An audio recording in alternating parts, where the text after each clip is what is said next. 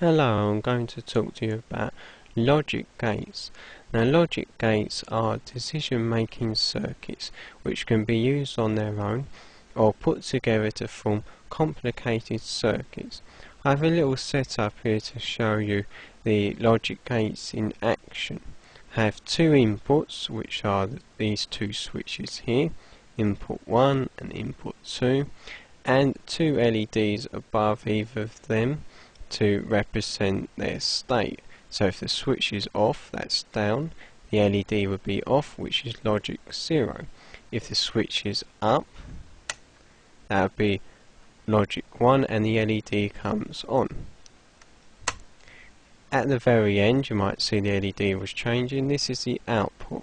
This output is dependent on these two inputs. The first gate I'm going to show you is the NOT gate, also known as the inverter. However, this is the one gate that has only one input, so its output is not its input. If the input is at logic 0, its output is at logic 1. If its input is at logic 1, its output is at logic 0.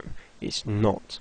So, you see with input 1 it's down, the LED is off, so it's logic 0. So, because it's a NOT gate, the output's logic 1. Because it's not, it's the opposite. If switch on input 1, see the LED comes on, so it's at logic 1. Because it's a NOT gate, the output is off, logic 0. What you can't see is I've got the switch here to switch in the different logic gates. So the next one is OR. With an OR gate, either inputs or both can be at logic 1 for the output to be at logic 1. So see that both switches are down, both LEDs are off, so because both inputs are logic 0, the output is also at logic 0. If I switch on if I switch on the first switch, the first input is at logic 1, see their output is on.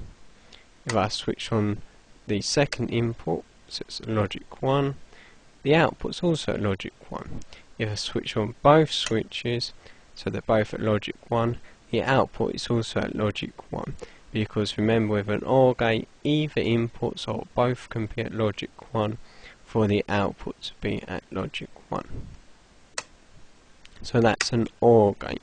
Next is the AND gate. Can you guess what's going to happen? With the AND gate, both inputs must be on for the output to be on. So, if input 1 is on, see it's logic 1, the output's still off. Output is still off, sorry.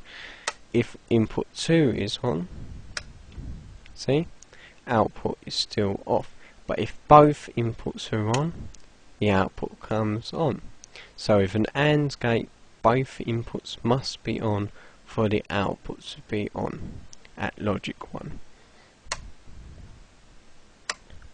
Okay, now the first gate I showed you was the NOT gate, also known as the inverter. The NOT gate can be placed at the input or output of other gates to form different gates. If you place a NOT gate at the output of an AND gate, you get a NAND gate. Now remember, the AND gate, both inputs have to be at logic 1 for the output to be at logic 1. With a NAND gate, because it has a NOT gate at the output of the AND gate, either inputs can be on or both off for the output to be at logic 1, but if both inputs are at logic 1, the output is off. So I'll show you that now. See, both inputs are off, the output is on. Switch on one input, the output's still on. Other one, output's still on. Switch them both on, and the output goes off. Can you see how that's the opposite of the AND gate? Next is the NOR gate.